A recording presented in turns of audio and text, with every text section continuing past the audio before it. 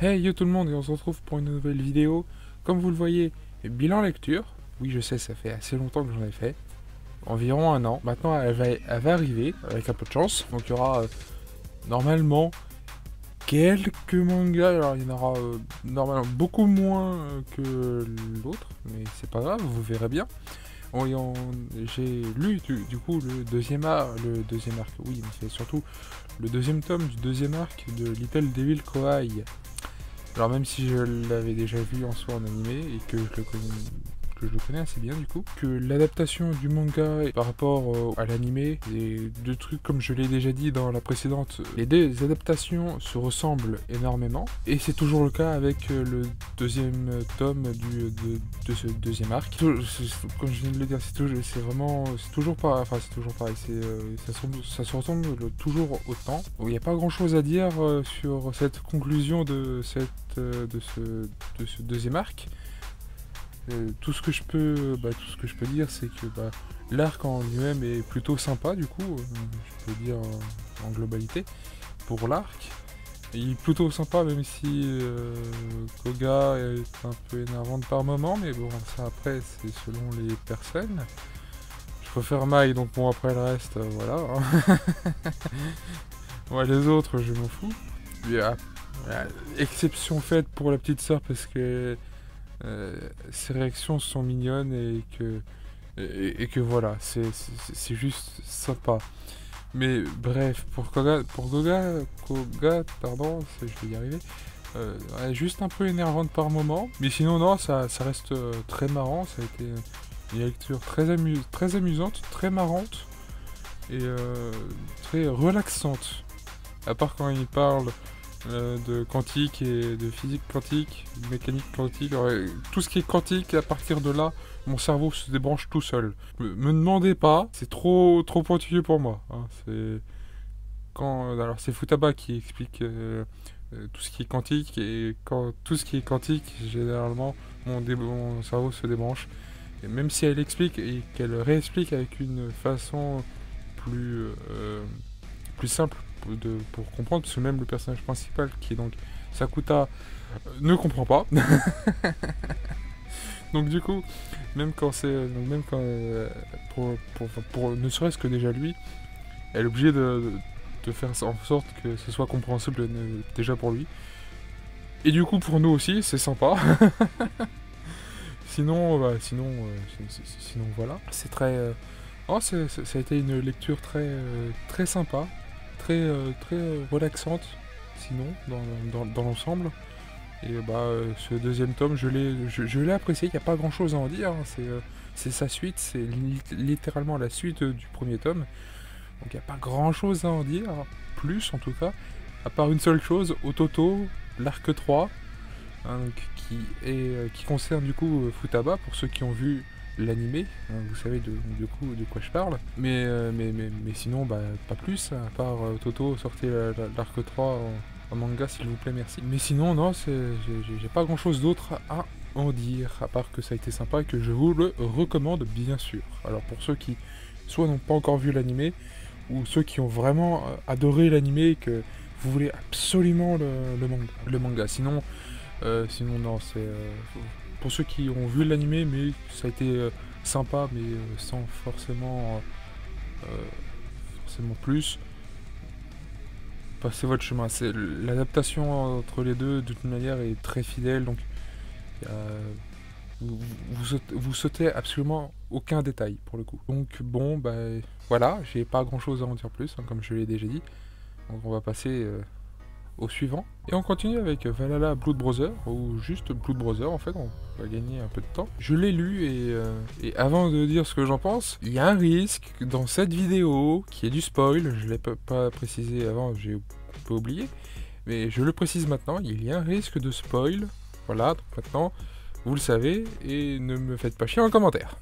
Merci. Enfin bref, donc on va pouvoir reprendre là où j'en étais. Donc j'ai lu Blood Brother. Quoi dire à part que les dessins sont magnifiques, les scènes de combat sont juste époustouflants, vraiment. Et l'histoire en tant que telle est juste géniale à lire. pour le coup, je suis pas un grand fan des Vikings, mais là, si, c'est vraiment, c'est juste incroyable à lire. Alors, c'est un one shot, donc faut pas espérer qu'il y en ait plus. Surtout que après, ça, ça finit, ça finit de telle sorte que ça commence la prochaine vague de Vikings qui arrive sur l'Angleterre. Donc la prochaine vague, c'est avec le jeu Valhalla. Donc si on veut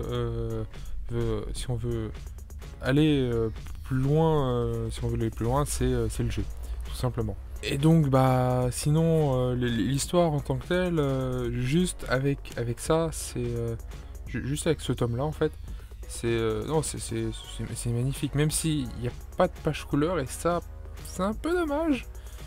Mais en soi, le dessin en noir et blanc comme ça fait déjà très bien le travail, même si une ou deux pages couleur au début ou à la fin, ou même ne serait-ce qu'au milieu, aurait pu vraiment être sympa. Ça aurait pu vraiment rajouter quelque chose de plus, mais ça n'a pas été fait, c'est pas grave. Mais c'est ça reste quand même un peu dommage. Mais l'histoire est juste incroyable pour le coup. Je le dis et je le répéterai jamais assez. L'histoire est vraiment incroyable, donc je le recommande à 100%. Surtout que c'est pas vraiment, ça reste Assassin's Creed, ça reste juste avant le jeu Valhalla. Mais en soi, on peut ne pas le lire, on peut ne pas faire le jeu juste après.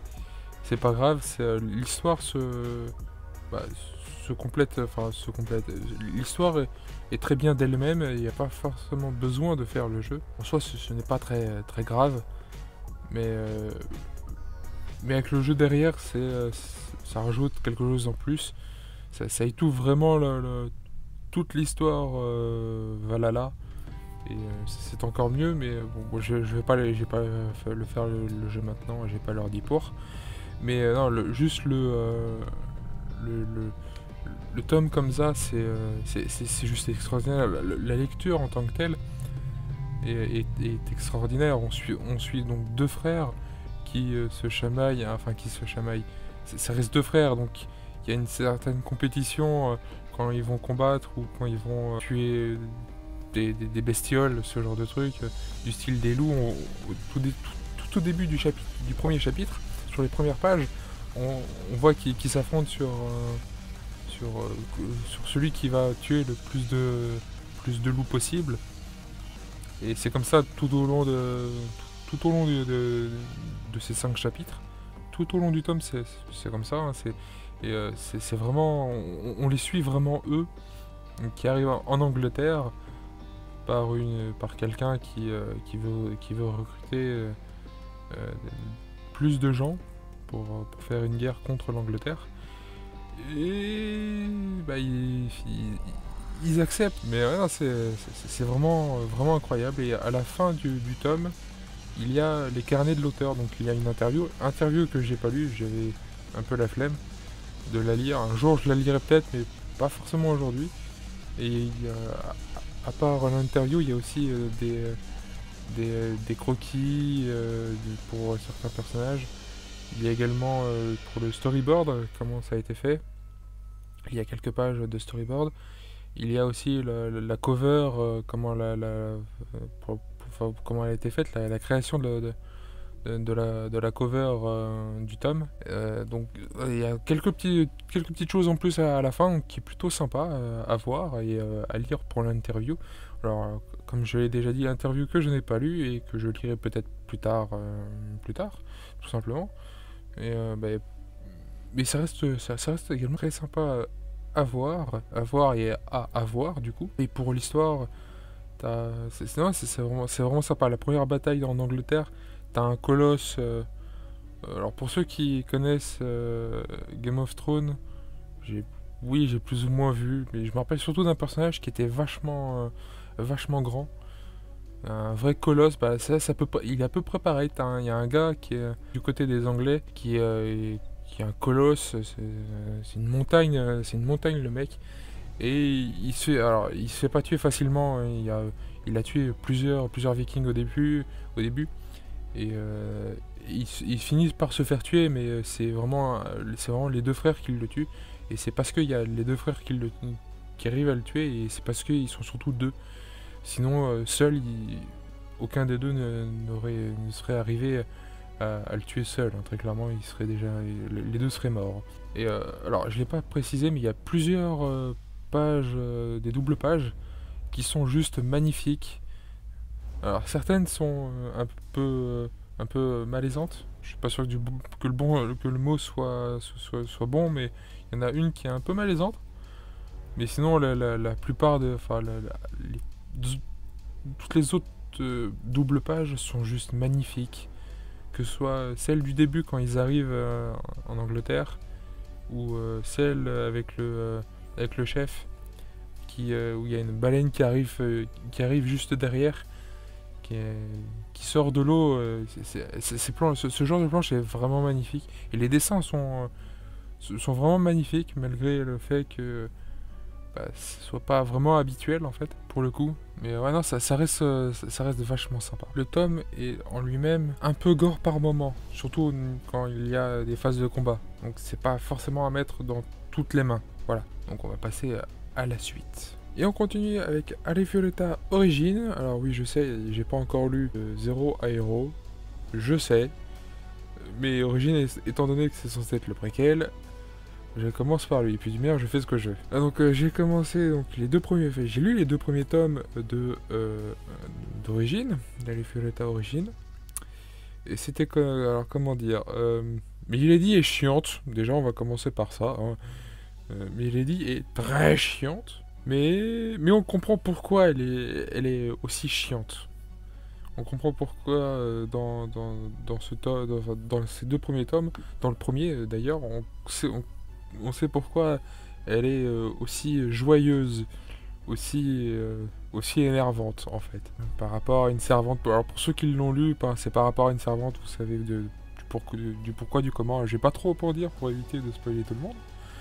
Mais là on comprend pourquoi et du coup c'est assez compréhensible. Elle est toujours aussi chiante, hein, malgré qu'on comprenne pourquoi. Mais ça reste du coup compréhensible. Sinon, alors à part ça, on commence avec Oscar. Alors pour ceux qui ont vu seulement l'animé, vous savez également de qui je parle, même si dans l'animé c'est un Tados. Enfin bref, là c'est pas un Tados et il est également synergiste, comme un certain Jimé, bien entendu. Alors synergiste, oui, mais synergiste complètement cheaté, hein, très clairement. Le mec fabrique des artefacts comme tu cuisinerais en fait. C'est complètement insane. Ça devrait être interdit, très clairement. Mais c'est génial. Comme pour ceux qui sont censés avoir, enfin pour ceux qui ont vu la saison 1 d'Allez Violetta, vous savez qu'il a rejoint un groupe de rebelles. Mais là, on comprend, on sait pas comment il l'a rejoint. Là, tout est expliqué dans ces deux premiers tomes et avec ce premier tome, il a refusé plusieurs fois. C'est Milady qui l'a rencontré et qui a voulu elle qu'il le rejoigne. Mais lui ne voulait pas parce qu'il y avait ses frères et sœurs. Alors, pas de sang, il est dans un orphelinat, donc il vient d'un orphelinat. Donc voilà, vous comprenez du pourquoi, du comment. Et donc avec cette famille-là et son père, qui est donc un père adoptif, qui est quelqu'un d'assez important, enfin qui est plutôt reconnu, parce que c'est un artisan, c'est un maître artisan, qui vient le recruter, c'est le patron donc, du goût de sa boîte qui vient lui-même l'adopter et l'embaucher dans son entreprise, et puisqu'il fait un travail complètement remarquable, et ce qui est réel, hein, il arrive à faire, comme on l'a vu dans l'animé, dans la saison 1, des artefacts. Voilà. Alors lui ne le sait pas, mais effectivement il a vu qu'il faisait un boulot complètement génial, et c'est un truc fantastique qu'il faisait. Mais du coup, à cause de tout ça, il ne veut pas être rebelle et poutrer la gueule aux dieux. Même s'il le fera, par obligation à la fin du tome 2, par rapport à ce qu'il a ce qui s'est passé avec ses frères et sœurs.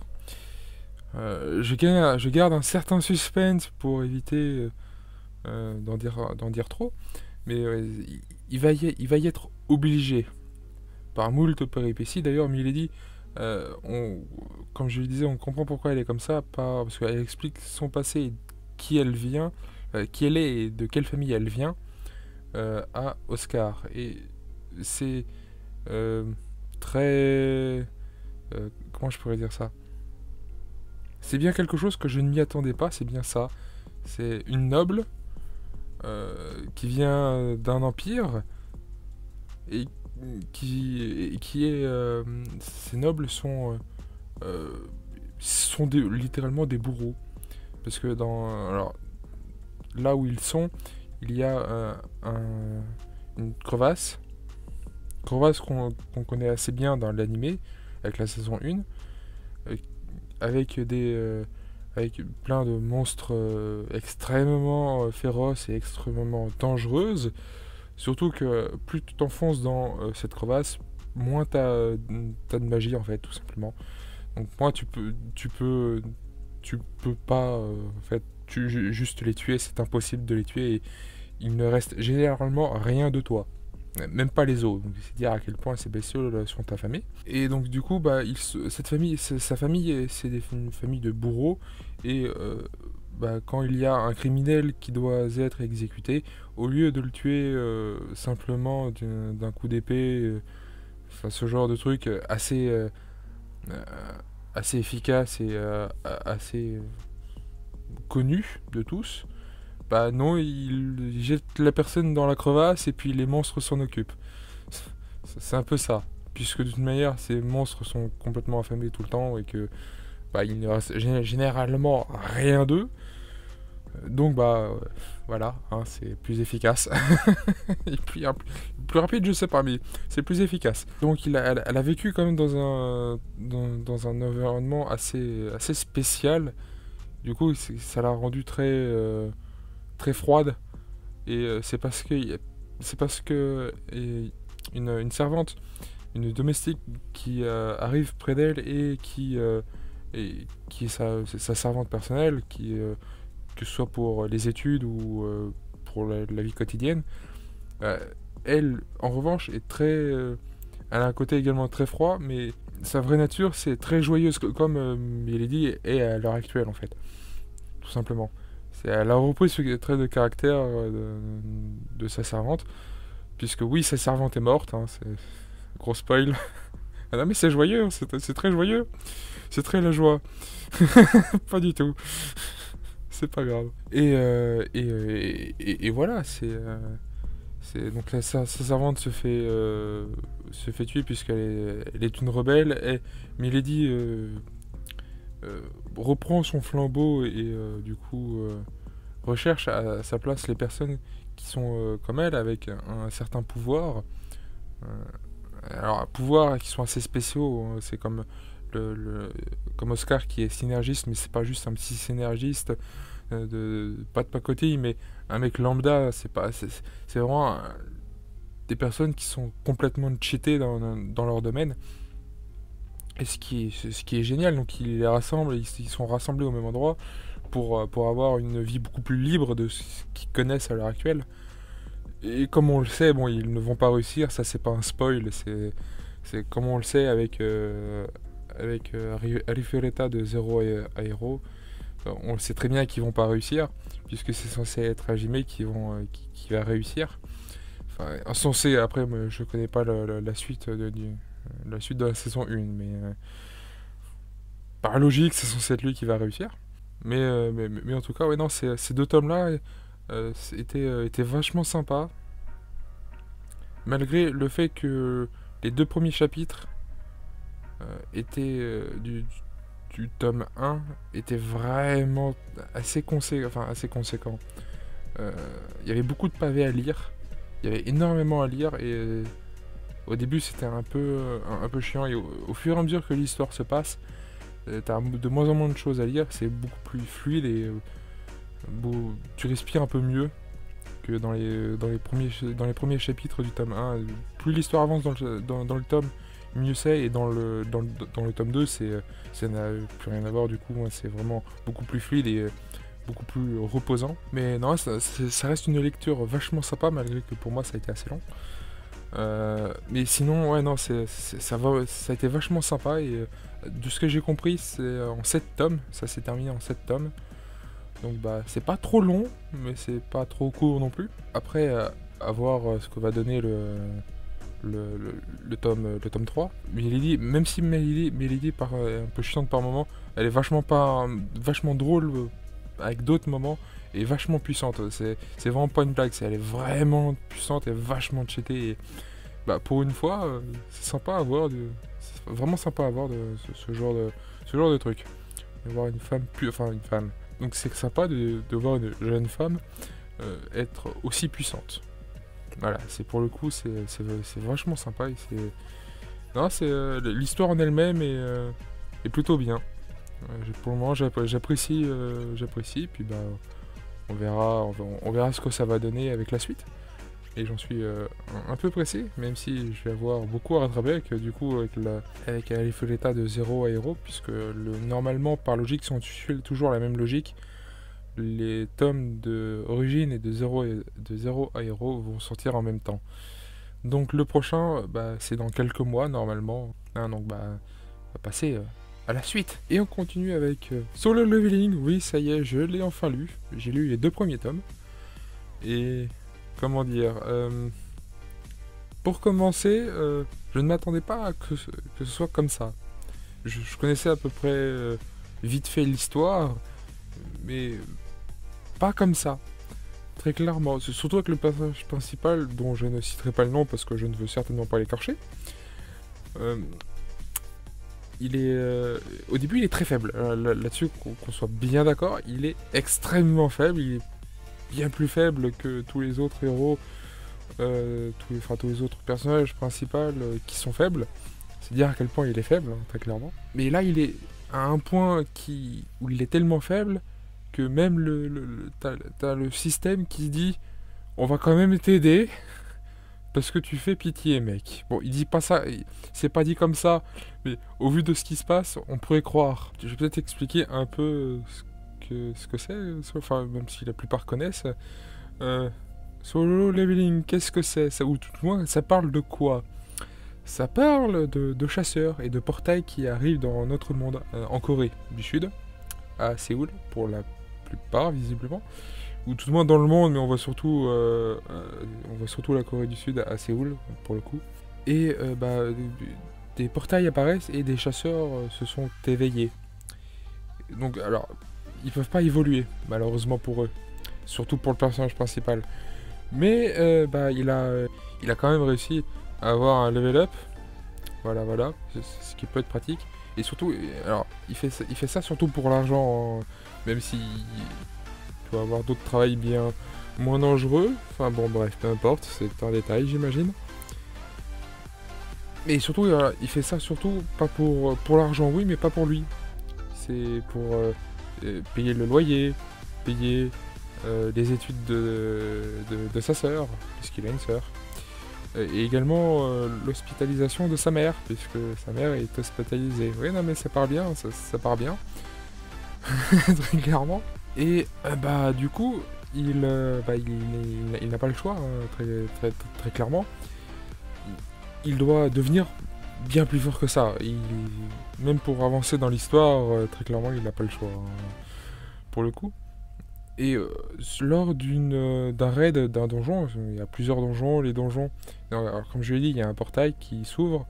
Si au bout de tant de temps, il n'y a personne qui est rentré dans le donjon pour nettoyer le donjon, donc c'est-à-dire tuer toutes les bestioles qui s'y trouvent, ainsi que le boss, une déferlante de ces bestioles qui sont dans le donjon sortira de ce portail pour mettre à feu et à sang la ville, ce qui est un peu problématique. Donc une dizaine de chasseurs rentrent dans ces donjons pour buter absolument tous les monstres qui s'y trouvent, ainsi que le boss, et récupérer des pierres de l'esprit.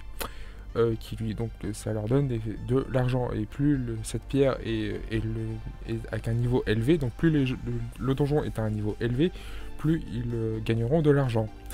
Ce qui est bien, sauf que le personnage principal est tellement faible que il évite, enfin c'est pas qu'il évite, c'est qu'il peut pas aller dans des donjons de haut niveau.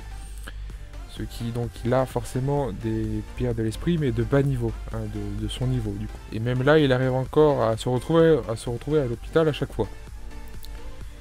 Et c'est catastrophique, c'est à ce point-là. Et donc, du coup, avec cet argent, il peut payer donc le loyer, les études de sa sœur et l'hospitalisation de sa mère. Mais lors de ce donjon qui s'est ouvert de niveau E, donc de son niveau, il se trouve que le boss de ce donjon, donc les monstres étaient assez faibles, tous les autres qui étaient avec lui ont roulé sur ces monstres d'une facilité déconcertante. Par contre, le boss, on en parle du boss, alors c'est le boss du tout premier tome. Hein. Tu te dis, bon, il va être relativement facile, pas du tout. Il a buté sur 17 personnes, il en a buté 11. Il en reste 6, hein. C'est au bout d'un moment 6. Et encore, il y en avait le personnage principal ainsi qu'un autre était gravement blessé. Oui, un bras en moins, ça aide pas, et une jambe en moins, ça aide pas non plus. Voilà. Et ça, c'est que le premier tome, enfin une partie du premier tome, puisque il y a pour le boss, il y a 3 commandements et il faut respecter les 3 commandements. Alors je ne vais pas les citer puisque je les ai oubliés, malheureusement. En gros, ça a tourné autour de Dieu, et au vu de la puissance de ce boss, hein, on est à peu près au même niveau, si tu veux. Là pour le coup, voilà, c'est mortel, très mortel. Surtout pour tous ceux qui sont morts, d'ailleurs. Donc, du coup, il finit tout seul dans la pièce du donjon, puisque les différents commandements ont été respectés, et le troisième, aussi, plus ou moins, tout de moins, puisque chaque personne aurait dû regarder les gardiens qui s'avançaient, mais tout le monde s'est barré, puisque la porte s'est ouverte.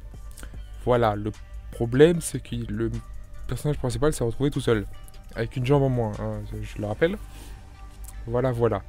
Comment vous expliquer qu'il ne pouvait pas s'enfuir de lui-même, mais surtout que les portes se refermaient à chaque fois qu'une personne passait la porte, les portes se refermaient également, ce qui est très emmerdant. Le système l'a un peu aidé en faisant en sorte qu'il devienne un joueur, ce qui implique qu'il peut donc augmenter de niveau, ainsi mettre des points de compétences dans les différentes catégories, que ce soit la force, l'agilité, etc. Ce qui étrangement aide beaucoup à faire son évolution, hein, parce que sinon il serait resté encore faible pendant encore très longtemps et il serait déjà mort depuis longtemps. Chose qui n'est pas du coup n'est pas le cas. Donc il retourne encore une fois à l'hôpital, décidément c'est une habitude, et il a un message du système qui lui dit qu'il doit s'entraîner parce qu'il est trop faible, forcément. Ce qui est bien, mais il ne le comprend pas vraiment, et pour lui c'est juste un rêve. Donc il décide de voir ça plus tard, et plus tard est arrivé, et plus tard il y a eu une sanction qui a été de survivre pendant 4 heures dans une zone un peu dangereuse contre une satanée bestiole. Voilà. Et il a quand même survécu pendant 4 heures. Donc il a eu une récompense, etc. Il a eu... pendant le tome 2, il s'entraîne. Et il fait également un donjon éphémère tout seul. C'est comme ça qu'il gagne d'ailleurs énormément de niveau, hein, au passage. Et un titre un peu stylé, on peut l'avouer. Et il a réussi d'ailleurs à battre son premier boss dans ce donjon éphémère tout seul. C'est incroyable. Mais il a passé quand même pas mal de temps là-bas, en fait, toute la journée. Il est parti le matin et il revient et il fait nuit, tout simplement. Donc il est passé pas mal de... Il s'est passé pas mal de temps, et lui, il est passé pas mal de temps dans ce donjon. Chose qu'il ne savait pas, c'est que dehors, un portail s'est ouvert, et des monstres sont apparus, parce que visiblement, c'était qu'une bande d'incapables, ceux qui sont allés, forcément. Et du coup, un boss, et le boss est également sorti, c'était un golem, et il l'a one-shot. Alors visiblement, le boss était vachement affaibli. Mais quand même si c'était une bande d'incapables qui ne lui faisait pas beaucoup de dégâts, ils en avaient suffisamment fait pour faire en sorte que le personnage principal arrive et le one-shot en lançant une épée qui était cassée. Et oui, c'est à ce niveau-là. Il est passé de très faible à beaucoup trop puissant. Mais encore, c'est son évolution, comme il le dit à la fin du tome, son évolution n'a pas de limite, puisque en soi, tant qu'il passe de niveau, sa force et tout le reste augmentera aussi. Et il fait un donjon de niveau C, et ce de rang C, et ce donjon, alors il est avec 8 autres personnes, enfin 9 autres personnes, une qui est un niveau au-dessus de lui, qui est un peu stupide, et qui fait aussi son premier raid. Et comment dire, c'est un fils de riche, c'est tout. Il a jamais fait de raid. Le mec il vient là, il vient bien équipé, c'est flamboyant, c'est un peu trop flamboyant d'ailleurs. C'est vraiment le mec qui arrive, qui fait son premier raid et qui arrive comme une fleur. Et forcément les 8 autres personnes sont là surtout pour l'argent. D'ailleurs ils sont là que pour ça, puisque c'est des indépendants. Forcément, qui dit là uniquement pour l'argent, dit forcément tuer les plus faibles pour pouvoir récupérer leur équipement, pour ceux qui en ont belle et de flamboyante, et pour éviter de faire des parts égales avec les deux autres. Voilà. Chose qu'au bout d'un moment, lui se rendra compte, le personnage principal se rendra compte, et surtout, il y a une phrase. Faire attention aux lézards. Pourquoi les lézards ? Vous comprendrez si vous le lisez le tome 2. Voilà. Oui, je troll. J'aime. Bref. Il tuera donc ces personnes. Pas l'autre mec stupide. Non, lui, il a vu qu'il avait poutré... Il avait réussi à poutrer le boss de ce donjon tout seul. Donc il va éviter de l'énerver. Mais les 8 autres, étant donné qu'ils sont revenus après, et qu'ils ont voulu les tuer, enfin le tuer, surtout lui en fait, c'était soit eux, soit lui, et puisque dans un donjon, personne ne va se poser des questions, donc forcément, vous savez la suite, il les a poutrés, tous, il les a tous liquidés, tous, alors pour le coup, il n'y en a pas un seul qui a pu en réchapper, et à la fin on voit le frère du chef d'équipe, de dos. Alors mec, c'était une montagne de muscles. Hâte de lire et d'avoir le tome 3 pour pouvoir savoir ce qui se passe. Au début j'étais pas complètement sûr si j'allais aimer Solo Leveling, et j'aime Solo Leveling, voilà. Enfin bon, je vais clore donc cette vidéo là-dessus. Je ne l'ai pas dit en début de vidéo, mais je vous souhaite à tous une bonne et heureuse année. Le pouce bleu, le commentaire, également, si vous avez quelque chose à dire, si vous les avez lus et si vous avez aimé. Également l'abonnement, abonnez-vous, avec la cloche pour ne manquer aucune vidéo. Et le partage aussi, je le dis jamais, mais le partage, voilà, ça fera grossir la chaîne. Et vous serez encore plus nombreux. En même temps, on peut que être plus nombreux à l'heure actuelle. Enfin bref. Et également, alors je le dis jamais parce que je n'y pense jamais, mais les réseaux sociaux sont en description de chaque vidéo, et au niveau de la bannière en haut à droite, quand vous allez sur la chaîne, sur ma chaîne. Voilà. Tout est dit. Donc plus tout le monde. Bye bye.